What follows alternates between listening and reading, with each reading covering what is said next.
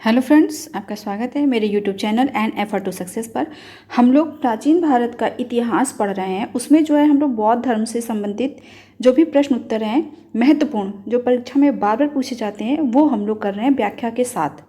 व्याख्या करने से हम लोग का कॉन्सेप्ट क्लियर हो जाएगा और साथ ही साथ परीक्षा में किस तरीके से प्रश्न पूछे जाते हैं इसका भी आइडिया हो जाएगा। तो चलिए शुरू करते हैं आज का वीडियो।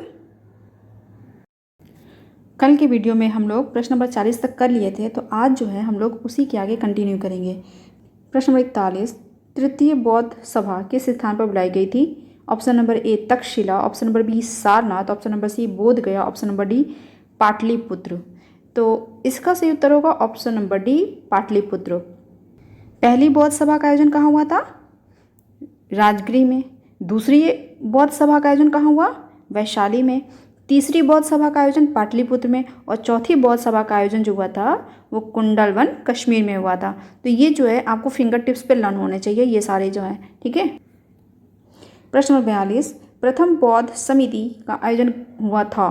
ऑप्शन नंबर ए अनिरुद्ध के शासनकाल में, ऑप्शन नंबर बी अजात शत्रु के शासनकाल में, ऑप्शन नंबर सी बिंबिसार के शासनकाल में, ऑप्शन नंबर डी उदयभद्र के शासनकाल में। तो सही आंसर क्या होगा? ऑप्शन नंबर बी अजात शत्रु के शासनकाल में। प्रथम बौद्ध समिति जो है अजातशत्रु के शासनकाल में राजगृह में संपन्न हुई थी, ठीक है। और अध्यक्षता किसने की थी? महाकश्यप ने की थी।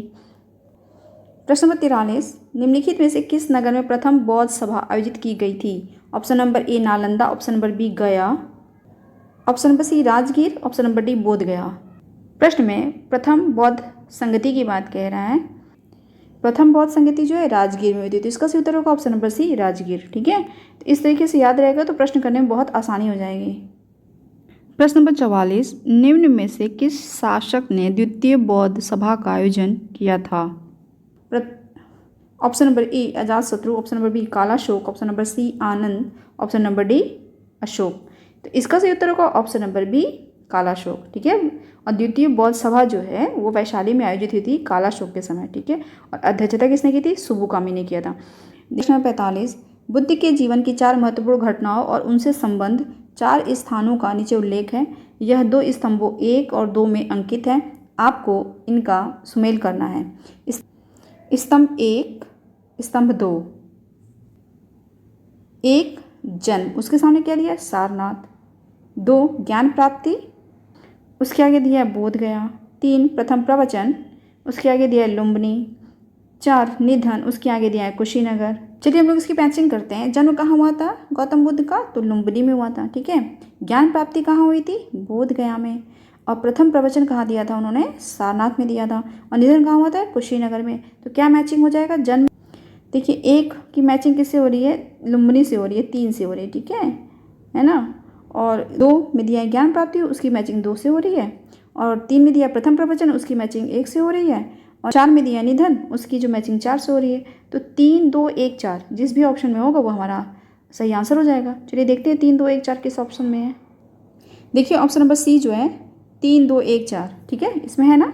तो हमारा आंसर जो होगा ऑप्शन नंबर सी होगा 3 2 1 4, ठीक है। इसकी व्याख्या देख लेते हैं। महात्मा बुद्ध का जन्म 563 ईसा पूर्व में कपिलवस्तु के समीप लुम्बिनी में हुआ था। बोध गया में वैशाख पूर्णिमा की रात को उन्हें ज्ञान प्राप्त हुआ। काशी के ऋषि पत्तन सारनाथ में उन्होंने प्रथम उपदेश धर्मचक्र प्रवर्तन दिया एवं कुशीनारा में उनका निधन हुआ, जिसे बौद्ध साहित्य में महापरिनिर्वाण कहा गया है।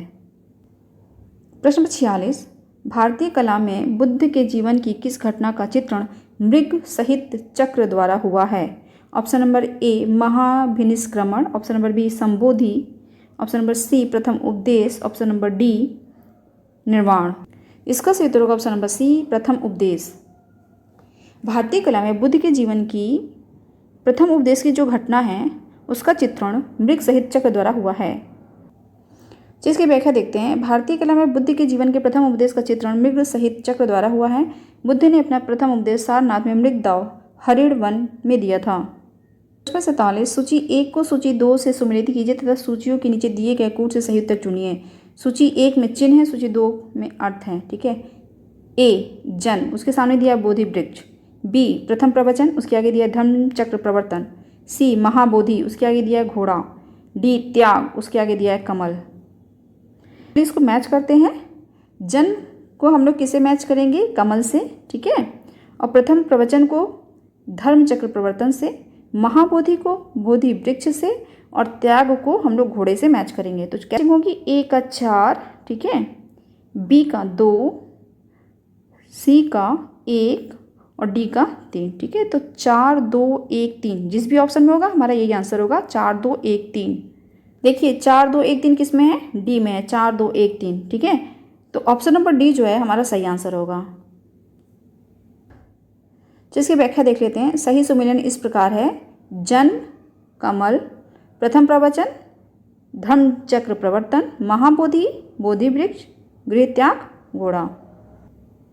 प्रश्न 48, कर मापा लांबा तिब्बत के बुद्ध संप्रदाय के किस वर्ग का है? Option number A Gelugpa, option number B Kagyupa, option number C Sakyapa, option number D Lingmapa. इसका सही उत्तर होगा ऑप्शन नंबर बी कांग्युपा। कर मापा लामा तिब्बत के बुद्ध संप्रदाय कांग्युपा के वर्ग का है। प्रश्न नंबर 49, महात्मा बुद्ध के संबंध में निम्नलिखित कथनों में से कौन सही है? कथन 1 है उनका जन्म कपिलवस्तु में हुआ था। कथन 2 है उन्होंने बोध गया में ज्ञान प्राप्त किया था। कथन 3 है उन्होंने वैदिक धर्म को अस्वीकार किया था। कथन 4 है उन्होंने आर्य सत्य का प्रचार किया था। नीचे दिए गए कूट से सही उत्तर चुनिए। कूट है ऑप्शन नंबर ए 1 तथा 2, ऑप्शन नंबर बी 1 तथा 3, ऑप्शन नंबर सी 1 2 तथा 3, ऑप्शन नंबर डी 1 2 3 तथा 4। इसका सही उत्तर होगा ऑप्शन नंबर डी 1 2 3 तथा 4, ठीक है। महात्मा बुद्ध के संबंध में सभी कथन जो है सही है, क्योंकि महात्मा बुद्ध का जन्म कपिलवस्तु में हुआ था। ज्ञान उन्होंने बोध गया में प्राप्त किया था। वैदिक धर्म को उन्होंने अस्वीकार किया था। उन्होंने आर्य सत्य का प्रचार किया था। प्रश्न 50, बोध गया में महाबोधि मंदिर बनाया गया जहाँ option number A Gautam Buddha पैदा हुए थे, option number B Gautam Buddha को ज्ञान प्राप्त हुआ, option number C Gautam Buddha ने अपना प्रथम प्रवचन दिया, option number D Gautam Buddha की मृत्यु हुई। तो बोध गया में क्या हुआ था? गौतम बुद्ध को ज्ञान प्राप्त हुआ था, ठीक है। तो इसका सही उत्तर होगा option number B Gautam Buddha को ज्ञान प्राप्त हुआ। क्या देखते हैं। बोध गया में 6 वर्ष की साधना के पश्चात 35 वर्ष की आयु में महात्मा बुद्ध को वैशाख पूर्णिमा की रात को एक पीपल के वृक्ष के नीचे ज्ञान प्राप्त हुआ। प्रश्न नंबर 51, बोध गया में बोधि वृक्ष अपने वंश की इस पीढ़ी का है। ऑप्शन नंबर ए तृतीय, ऑप्शन नंबर बी चतुर्थ, ऑप्शन नंबर सी पंचम, ऑप्शन नंबर डी षष्ठम। इसका सही उत्तर होगा ऑप्शन नंबर सी पंचम। बोध गया में बोधि वृक्ष जो है वो अपने वंश के पंचम पीढ़ी का है। तो इसकी व्याख्या देखते हैं। महाबोधि मंदिर स्थित वर्तमान बोधि वृक्ष वही नहीं है जिसके नीचे बैठकर महात्मा बुद्ध ने ज्ञान प्राप्त किया था। वेनसांग के अनुसार उस मूल वृक्ष को 7वीं शताब्दी में सम्राट शशांक ने नष्ट करा दिया था। वर्तमान वृक्ष जिसे हम देख रहे हैं वह 5वीं पीढ़ी का वृक्ष है, जिसे अलेक्जेंडर कनिंगम ने लगवाया था। यह वृक्ष पूरी तरह संरक्षित है और केवल इससे गिरी हुई पत्तियों को ही छूने एवं उठाने का अधिकार है। प्रश्न नंबर 52, निम्नलिखित में से कौन सा बौद्ध पवित्र स्थल निरंजना नदी पर स्थित था? Option number A Bodh Gaya, option number B Kushinagar, option number C Lumbini, option number D Rishipattan. इसका सही उत्तर होगा ऑप्शन नंबर ए बोध गया। बोध गया बौद्ध पवित्र स्थल निरंजना नदी पर स्थित था। तो इसकी व्याख्या देखते हैं। पवित्र बौद्ध स्थल बोध गया जहाँ गौतम बुद्ध को सर्वप्रथम ज्ञान प्राप्त हुआ था, निरंजना नदी पर स्थित है। आधुनिक फाल्गु नदी को ही पूर्व में निरंजना के नाम से जाना जाता था। यह नदी 2 छोटी धाराओं निरंजना एवं मोहना के मिलने से बनती है। प्रश्न नंबर 53, बुद्ध के उपदेश किससे संबंधित हैं? ऑप्शन नंबर ए आत्मा संबंधी विवाद, ऑप्शन नंबर बी ब्रह्मचर्य, ऑप्शन नंबर सी धार्मिक कर्मकांड, ऑप्शन नंबर डी आचरण की शुद्धता व पवित्रता। इसका सही उत्तर होगा ऑप्शन नंबर डी आचरण की शुद्धता व पवित्रता। बुद्ध के उपदेश जो हैं आचरण की शुद्धता व पवित्रता से संबंधित हैं। चलिए इसकी व्याख्या देख लेते हैं। महात्मा बुद्ध के उपदेश आचरण की पवित्रता एवं शुद्धता से संबंधित हैं। बुद्ध के उपदेशों में आत्मा संबंधी विवाद नहीं है। धार्मिक कर्मकांडों की बुद्ध ने आलोचना की है। प्रश्न 54, निम्नलिखित में से कौन बुद्ध के जीवन काल में ही संघ प्रमुख होना चाहता था? Option number A Devadatta, option number B Mahakashyap, option number C Upali, option number D Anand. इसका सही उत्तर option number A Devadatta. Buddha के जीवन काल से ही संघ प्रमुख होना चाहता था देवदत्त। जिसकी व्याख्या देखते हैं। देवदत्त बुद्ध का चचेरा भाई था। वह पहले उनका अनुगत बना और फिर उनका विरोधी बन गया। वह बौद्ध संघ से बुद्ध को हटाकर स्वयं संघ का प्रधान बनना चाहता था, तो उसे इसमें सफलता नहीं मिली। वस्तुतः देवदत्त उसी दिन से संघ का प्रधान बनने की सोचने लगा था जब वह पहले भिक्षु बना था। प्रश्न 55, गौतम बुद्ध ने अपनी मृत्यु के उपरांत बौद्ध संघ के नेतृत्व के लिए निम्न में से किसे नामित किया था? Option number A Anand, option number B Mahakashyap, option number C Upali, option number D उपयुक्त में से कोई नहीं। तो इसका सही उत्तर होगा ऑप्शन नंबर डी उपयुक्त में से कोई नहीं। गौतम बुद्ध ने अपनी मृत्यु के उपरांत बौद्ध संघ के नेतृत्व के लिए किसी को भी नामित नहीं किया था। जिसकी व्याख्या देखते हैं। कुशीनारा में मल्लों के सालवन में विश्राम के दौरान अपनी मृत्यु से पूर्व बुद्ध ने भिक्षुओं को निकट बुलाकर धर्मोपदेश दिया। आनंद, शायद तुम ऐसा सोचो कि हमारे शास्त्र चले गए, अब हमारा शास्त्र नहीं है। आनंद, ऐसा मत समझना, मैंने जो धर्म और विनय किए हैं मेरे बाद वे ही तुम्हारे शास्त्र होंगे। इस प्रकार स्पष्ट है कि बुद्ध ने अपनी मृत्यु के उपरांत बौद्ध संघ के नेतृत्व के लिए किसी को नामित नहीं किया था, बल्कि अपने उपदेशों धर्म एवं विनय को ही मार्गदर्शक बताया था। प्रश्न नंबर 56, अष्टांग मार्ग की संकल्पना अंग है। ऑप्शन नंबर ए दीपवंश की विषय वस्तु का, ऑप्शन नंबर बी दिव्यावदान की विषय वस्तु का, ऑप्शन नंबर सी महापरिनिब्बाण की विषय वस्तु का, ऑप्शन नंबर डी धर्म चक्र प्रवर्तन सूत्र की विषय वस्तु का। इसका सही उत्तर होगा ऑप्शन नंबर डी धर्म चक्र प्रवर्तन सूत्र की विषय वस्तु का। अष्टांग मार्ग की संकल्पना अंग है धर्म चक्र प्रवर्तन सूत्र की विषय वस्तु का। चलिए इसकी व्याख्या देखते हैं। गौतम बुद्ध ने चतुर्थ आर्य सत्य में दुख निरोध का उपाय बताया।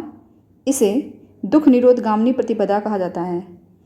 इसे मध्यमा प्रतिपदा या मध्यम मार्ग भी कहते हैं। इस मध्यमा प्रतिपदा में 8 सोपान है, इसलिए इसे अष्टांगिक मार्ग भी कहते हैं। ये 8 सोपान है: सम्यक दृष्टि, सम्यक संकल्प, सम्यक वाक, सम्यक कर्मांत, सम्यक आजीव, सम्यक व्यायाम, सम्यक स्मृति एवं सम्यक समाधि। अष्टांगिक मार्ग धर्म चक्र प्रवर्तन सूत्र की विषय वस्तु का अंग है। तो सम्यक दृष्टि, सम्यक संकल्प, सम्यक वाक, सम्यक कर्मांत, सम्यक आजीव, सम्यक व्यायाम, सम्यक स्मृति एवं सम्यक समाधि, इन्हें जो है अष्टांगिक मार्ग कहते हैं और इन्हें जो है आप याद ही रखिएगा। प्रश्न नंबर 57, गौतम बुद्ध के बारे में निम्न में से क्या सत्य है? 1, वे कर्म में विश्वास करते थे। 2, आत्मा का शरीर में परिवर्तन मानते थे। 3, निर्वाण प्राप्ति में विश्वास करते थे। 4, ईश्वर की सत्ता में विश्वास करते थे। निम्न कूटों में से सही उत्तर चुनिए। ऑप्शन नंबर ए केवल 1, 2, 3 सही है। ऑप्शन नंबर बी 1, 2 सही है। ऑप्शन नंबर सी केवल 1 सही है। ऑप्शन नंबर डी सभी चारों सही हैं।